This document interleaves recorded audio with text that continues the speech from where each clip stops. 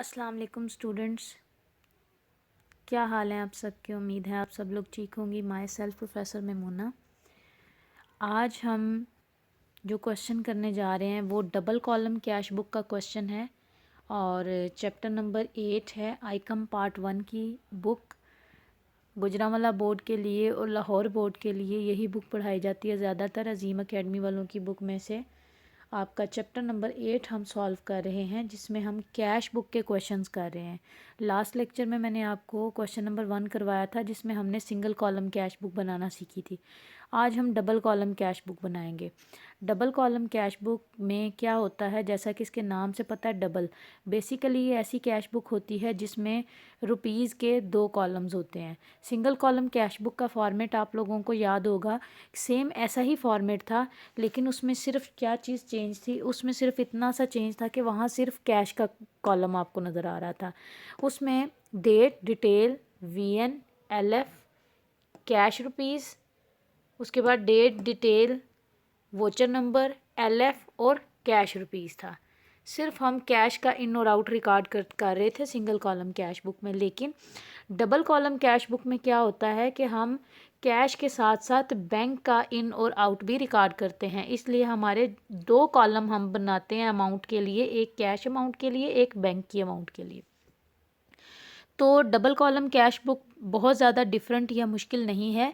Single column cash book की तरह ही हमने फॉर्मेट ड्रा करना है, सिर्फ दोनों साइडों पे, डेबिट साइड पे भी और क्रेडिट साइड पे भी हमने एक एक कॉलम एक्स्ट्रा ड्रा कर लेना है बैंक के लिए। ठीक है, अब हम चलते हैं अपनी बुक की तरफ और बुक के ऊपर से हम देखेंगे कि क्वेश्चन नंबर 2 में कौन कौन सी ट्रांजैक्शंस हैं। साथ साथ मैं उन ट्रांजैक्शंस को रीड करूँगी और साथ साथ रिकॉर्ड करूँगी, आप लोग इन चीज़ों को समझते जाएँ। Problem number 2, enter the following transactions in a double column cash book with cash and bank column of Khurram and Company and find out the balance on 7th 1/2015। आप लोगों के पास जो भी रिसेंट बुक होगी उसके ऊपर वो ईयर लिखा होगा। नीचे ट्रांजेक्शन्स गिवन है काफ़ी सारी। सबसे पहले जनवरी 1 को cash in hand 50,000, cash at bank 7 lakh. इसका मतलब ये है कि आपके पास ऑलरेडी 50,000 का कैश मौजूद है और आपके पास ऑलरेडी बैंक में 7 लाख पड़ा हुआ है 1 जनवरी को। तो स्टूडेंट्स, आपको पता है कि कैश आपके बिजनेस का एसेट है और एसेट क्या होता है, डेबिट। तो कैश क्या होगा, डेबिट। ये ऑलरेडी पड़ा हुआ कैश का बैलेंस है, तो इसको हम डेबिट साइड पे एज ए बैलेंस ही लिख देंगे। ठीक है, तो ये हमने कैश का बैलेंस रिकॉर्ड कर दिया है। हमारे पास जनवरी 1 को कैश का ऑलरेडी 50,000 बैलेंस पड़ा हुआ है, इसलिए वो डेबिट साइड पे हमने लिख दिया क्योंकि ये कैश हमारा एसेट है। इसके अलावा जनवरी 1 को ही, जैसे मैंने यहाँ डेट लिख दी है, हमारे पास बैलेंस बैंक का भी पड़ा हुआ है 7 लाख, तो हम यहाँ पे वो भी रिकॉर्ड कर देंगे विद रुपीज़ 7 लाख हमारे पास बैंक बैलेंस पड़ा हुआ है। नेक्स्ट ट्रांजेक्शन 2 जनवरी की है। 2 जनवरी की ट्रांजेक्शन में पेड सैलरीज पे की हैं 40,000 की। तो सैलरीज पे की हैं तो साथ कुछ भी मेंशन नहीं, तो वो कैश ट्रांजेक्शन ही होती है। तो सैलरीज हमारा एक्सपेंस है, सो सैलरीज अकाउंट डेबिट और कैश अकाउंट क्रेडिट।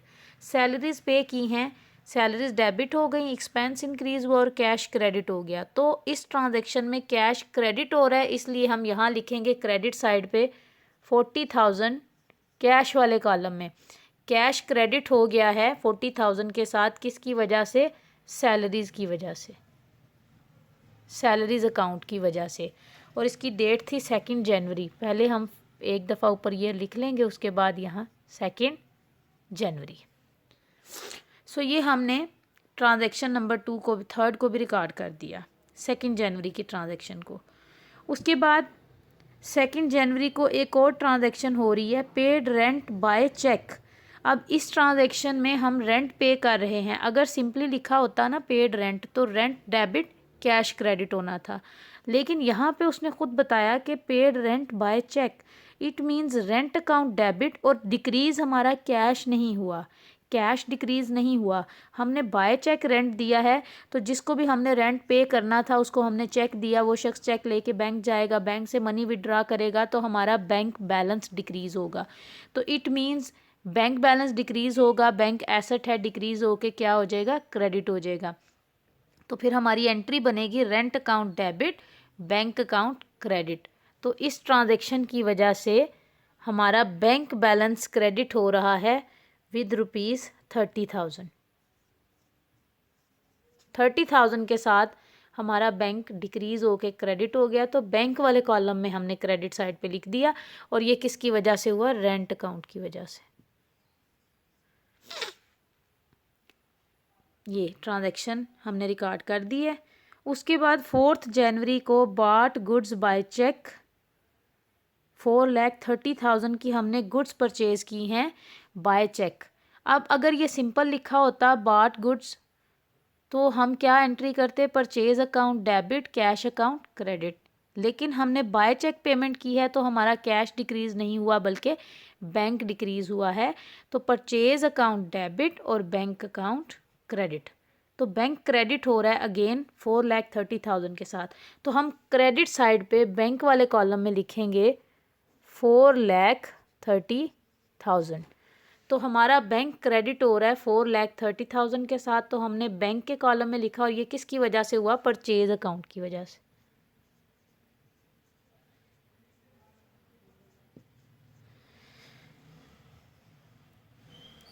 डेट है इसकी 4 जनवरी। सो हमने ये ट्रांजैक्शन भी रिकॉर्ड कर ली है। उसके बाद नेक्स्ट ट्रांजैक्शन 5 जनवरी को हो रही है, सोल्ड गुड्स फॉर कैश 75,000।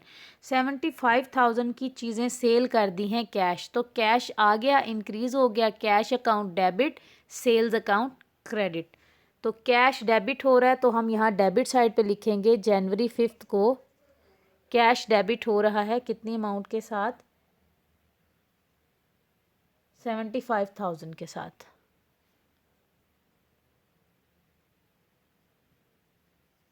75,000 के साथ कैश डेबिट हुआ। कैश वाले कॉलम में डेबिट साइड पे मैंने लिखा, और ये किसकी वजह से कैश इंक्रीज़ हुआ है, सेल्स की वजह से। यहाँ आ जाएगा सेल्स अकाउंट। 5 जनवरी की ट्रांजैक्शन रिकॉर्ड हो चुकी है। उसके बाद 6 जनवरी बॉट मशीनरी बाय चेक, हमने मशीनरी ख़रीदी है।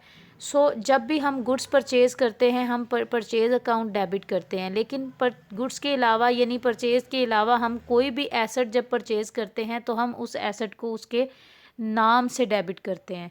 तो हमने मशीनरी ख़रीदी है, तो बिज़नेस में मशीनरी आ रही है, मशीनरी अकाउंट डेबिट। और पेमेंट हमने अगर कैश की होती तो कैश क्रेडिट होता, लेकिन हमने बाय चेक की है तो बैंक अकाउंट क्रेडिट। 1,25,000 के साथ बैंक क्रेडिट हो रहा है, तो हम क्रेडिट साइड पे लिखेंगे 1,25,000 क्रेडिट साइड पे। किसकी वजह से, मशीनरी अकाउंट की वजह से।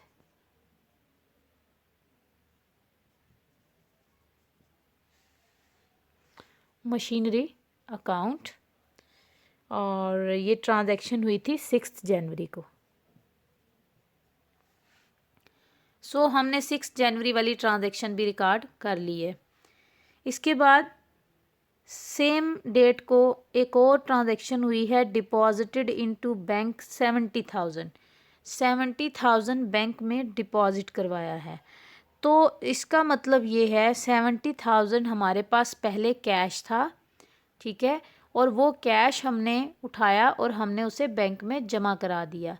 तो इस ट्रांजैक्शन की वजह से क्या हुआ कि बैंक में 70,000 इंक्रीज़ हो गया हमारा बैलेंस, और जो हमारे पास कैश पड़ा हुआ था वो 70,000 के साथ क्या हो गया, डिक्रीज़ हो गया। बिल्कुल ऐसे ही समझ लें, आपके पास पैसे हों, ठीक है ना, आप जाके बैंक में जमा कराएं, तो आपके पास जो कैश था वो रिड्यूस हो गया, डिक्रीज़ हो गया, और जो पैसे आप बैंक में चले गए हैं वो बैंक में जमा हो गए हैं, तो बैंक बैलेंस में इजाफा हो जाएगा। तो बैंक बैलेंस में इजाफा होगा तो बैंक अकाउंट डेबिट हो जाएगा, और कैश में कमी आई है तो कैश क्रेडिट हो गया। तो एंट्री बनी bank account debit, cash account credit. इसमें एक पॉइंट आपको अलहदा से बताना चाह रही हूँ। एक कॉन्सेप्ट है कॉन्ट्रा एंट्री का concept. Contra entry, Contra entry basically ऐसी एंट्री को कहते हैं जिस एंट्री में बैंक और कैश दोनों इन्वॉल्व होते हैं, और ये एंट्री ऐसी एंट्री होती है जो कैश बुक की दोनों साइडों पे रिकॉर्ड होती है। फॉर एग्जांपल हमारी इस ट्रांजैक्शन में हमारा बैंक बैलेंस इंक्रीज़ हो रहा है तो बैंक अकाउंट डेबिट और कैश अकाउंट हमारा हो रहा है क्रेडिट विद रुपीज़ 70,000। 70,000 हमने बैंक में जमा कराया, बैंक बैलेंस इंक्रीज़ होके बैंक डेबिट हो गया और कैश हमारा डिक्रीज़ होके 70,000 के साथ हमारा कैश क्रेडिट हो गया। Bank debit cash credit. अब फोकस करें, ये ऐसी ट्रांजैक्शन है, इसको हम कहते हैं कॉन्ट्रा एंट्री। क्यों? क्योंकि हम इसको दोनों पॉइंट ऑफ व्यू से देखेंगे और ये एंट्री कैश बुक की दोनों साइडों पे रिकॉर्ड होगी क्योंकि इसमें बैंक और cash at the same time दोनों आ रहे हैं। अब हम पहले इसको डेबिट के पॉइंट ऑफ व्यू से देखें तो बैंक डेबिट हो रहा है कितने के साथ? 70,000 के साथ। तो हम डेबिट साइड पे इसकी रिकॉर्डिंग कर देंगे। बैंक वाले कॉलम में हम लिख देंगे 70,000। बैंक डेबिट हो गया। किसकी वजह से डेबिट हुआ? कैश की वजह से। स्टूडेंट्स ये देखें, मैंने उस ट्रांजैक्शन को रिकॉर्ड किया है। बैंक डेबिट हो गया, मैंने बैंक के डेबिट वाले कॉलम में 70,000 लिखा है। बैंक 70,000 के साथ डेबिट हो गया, किसकी वजह से? कैश की वजह से। ठीक है, लेकिन डेबिट के पॉइंट ऑफ व्यू से तो हमने देख लिया, अब हम क्रेडिट के पॉइंट ऑफ व्यू से भी देखेंगे। जो एंट्री अभी मैं आपको बता रही थी, उस एंट्री में बैंक तो डेबिट हुआ है कैश की वजह से, लेकिन कैश क्रेडिट है। क्रेडिट साइड को अगर हम देखें, कैश भी तो क्रेडिट हो रहा है ना, तो कैश क्रेडिट हो रहा है किसकी वजह से? बैंक की वजह से। तो हम यहाँ इस एंट्री को क्रेडिट साइड पे भी ज़रूर लिखेंगे सेम डेट पे कि कैश हमारा 70,000 के साथ क्रेडिट हुआ है ड्यू टू बैंक अकाउंट की वजह से हमारा कैश 70,000 के साथ क्रेडिट हो गया।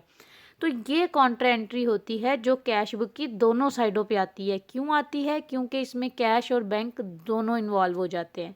तो हमने देखा बैंक डेबिट हो रहा है कैश की वजह से, फिर हमें ये भी देखना पड़ा कि कैश क्रेडिट हो रहा है बैंक की वजह से। तो ये है कॉन्ट्रा एंट्री। इस एंट्री को रिकॉर्ड करने के बाद हमने दोनों साइडों पे इस एंट्री के सामने LF वाले कॉलम में हमने C लिखना होता है, जो इस चीज़ को प्रेजेंट कर रहा होता है कि ये रिकॉर्डिंग एक कॉन्ट्रा एंट्री की रिकॉर्डिंग है जो कैश बुक की दोनों साइडों पे लिखी गई है। सो कॉन्ट्रा एंट्री हमने रिकॉर्ड कर दी है। इसके बाद नेक्स्ट ट्रांजैक्शन की तरफ चलते हैं। 7 जनवरी withdrew from bank for business use 45,000। 45,000 हमने बिजनेस में यूज़ करने के लिए बैंक से निकाल लिया। तो स्टूडेंट्स अगेन ये एक कॉन्ट्रा एंट्री है। कैसे? कि हमने बैंक से बिजनेस के यूज़ के लिए पैसे निकाले हैं, हमने अभी यूज़ तो नहीं किए। जस्ट हुआ क्या है कि अकाउंट में से निकाल के हमने अपने पास रख लिए हैं कि हम बिज़नेस के लिए यूज़ करेंगे। तो यहाँ क्या हुआ? कैश इंक्रीज़ हो गया। बैंक से निकाल के हम अपने पास रख लें तो हमारा कैश का बैलेंस इंक्रीज़ हो रहा है और बैंक का बैलेंस डिक्रीज़ हो रहा है। तो एंट्री क्या बन गई? Cash account debit, bank account credit. Cash account debit, bank account credit. तो इसका मतलब कैश डेबिट हो रहा है किसकी वजह से? बैंक की वजह से विद रुपीज़ 45,000। तो हम ये रिकॉर्ड करेंगे 45,000 के साथ कैश डेबिट हो रहा है, डेबिट साइड पे लिख देंगे 45,000 के साथ कैश डेबिट हो रहा है किसकी वजह से? बैंक की वजह से। डेट थी इसकी 7 जनवरी। 7 जनवरी को बैंक अकाउंट की वजह से कैश डेबिट हो गया 45,000 के साथ। अगेन क्योंकि इसमें बैंक और कैश दोनों हैं तो ये एंट्री दोनों साइडों पे आएगी। डेबिट के लिहाज से तो हमने देख लिया कि कैश डेबिट हुआ है बैंक की वजह से। अब हम क्रेडिट के पॉइंट ऑफ व्यू से देखेंगे कि बैंक क्रेडिट हुआ कैश की वजह से। तो बैंक क्रेडिट हो गया 45,000 के साथ कैश की वजह से 7 जनवरी को। और इनके सामने भी हम यहाँ LF वाले कॉलम में C लिख देंगे जो इस चीज़ को प्रेजेंट करेगा कि ये एक कॉन्ट्रा एंट्री है। नेक्स्ट हमारी ट्रांजैक्शन है सेम डेट को यानी कि 7 जनवरी को कैश सेल्स हुई हैं हमारी 90,000 की। तो कैश इंक्रीज़ हो गया सेल्स की वजह से। तो cash account debit, sales account credit with rupees 90,000। तो कैश डेबिट हो रहा है with rupees 90,000 due to sales. Date same है, ये रिकॉर्डिंग हो गई। नेक्स्ट ट्रांजेक्शन भी इसी डेट को है, withdrew cash from business for personal use 40,000 personal use के लिए निकाल लिया है हमने कैश, पर्सनल यूज़ के लिए 40,000 निकाल लिया, तो कैश डिक्रीज़ हो गया। और जब भी हम पर्सनल यूज़ के लिए अमाउंट यूज़ करते हैं तो ये हमारा ड्राइंग्स का एक्सपेंस होता है, तो ये एंट्री बन रही है drawings account debit, cash account credit. तो कैश क्रेडिट हुआ ड्राइंग्स की वजह से विद रुपीज़ 40,000। ये हम क्रेडिट साइड पे लिखेंगे, कैश क्रेडिट हो रहा है 40,000 के साथ ड्राइंग्स की वजह से, ड्राइंग्स अकाउंट की वजह से सेम डेट को कैश क्रेडिट हो गया ड्राइंग्स की वजह से 40,000 के साथ। नेक्स्ट और लास्ट हमारी एंट्री है रिसीव्ड बैंक इंटरेस्ट 3,000। हमें 3,000 बैंक से इंटरेस्ट मिला है। सो बैंक से जब इंटरेस्ट मिलता है तो बैंक हमें बैंक इंटरेस्ट हमें रिसीव होता है, तो वो बैंक कोई हमें ला के हाथ में नहीं पकड़ा देता कि आए अपना इंटरेस्ट ले जाएं। बैंक से इंटरेस्ट मिलता है तो वो बैंक हमारे अकाउंट में ही डिपॉजिट कर देता है ना, वो जो इंटरेस्ट हमें मिलता है। तो इसका मतलब है कि हमारा बैंक बैलेंस इंक्रीज़ हो गया विद रुपीज़ 3,000। तो बैंक अकाउंट डेबिट, और ये बैंक बैलेंस क्यों बढ़ा, क्यों बैंक डेबिट हुआ, इंटरेस्ट की वजह से। सो बैंक अकाउंट डेबिट और interest account credit. Interest credit इसलिए हो रहा है कि इंटरेस्ट हमारी इनकम है, हमारी रेवेन्यू है। आपको पता है कि रेवेन्यूज़ हमेशा क्रेडिट होती हैं। तो जब भी हमें अगर पेमेंट आती है, कैश में इजाफा होता है, तो हम कैश डेबिट करते हैं और क्रेडिट पे हम लिखते हैं कि वो रेवेन्यू का सोर्स क्या था, कहाँ से ये पैसे आए। तो हमें इंटरेस्ट मिला है, तो बेटा बैंक इंटरेस्ट जब हमें मिलता है तो हमने अपने अकाउंट ओपन करवाए होते हैं बैंक के पास, उसके ऊपर हमें इंटरेस्ट अगर मिलता है तो बैंक हमें पर मंथ कॉल करके नहीं कहता कि आएँ और अपना इंटरेस्ट का हिस्सा लेके जाएं। वो इंटरेस्ट की अमाउंट हमारे अकाउंट में ऐड हो जाती है, तो हमारा बैंक बैलेंस बढ़ जाता है। इसलिए बैंक अकाउंट डेबिट और इंटरेस्ट अकाउंट क्रेडिट। तो बैंक डेबिट हो रहा है 3,000 के साथ ड्यू टू इंटरेस्ट अकाउंट।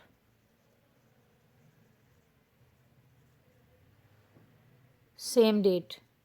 सो सारी ट्रांजैक्शंस को हमने रिकॉर्ड कर लिया है। अब हम करेंगे टोटल। सबसे पहले अब करना क्या है, पहले आप कैश को देखें, कैश का डेबिट वाला कॉलम और कैश का क्रेडिट वाला कॉलम, इन दोनों कॉलम्स का टोटल करके हम देखेंगे कि कौन सी साइड हैवी आ रही है। जो साइड हैवी आ रही होगी उसको हम लिख देंगे और उसके टोटल में से हम कम वाली साइड को माइनस करेंगे, जो डिफरेंस निकलेगा वो हमारा बैलेंस। सेम टू सेम ऐसे जैसे मैंने आपको फर्स्ट क्वेश्चन में बैलेंस निकालना बताया था। और इसी तरह फिर पहले कैश का करेंगे, उसके बाद बैंक का डेबिट कॉलम और बैंक का क्रेडिट कॉलम, इन दोनों का भी हम बैलेंस निकालेंगे।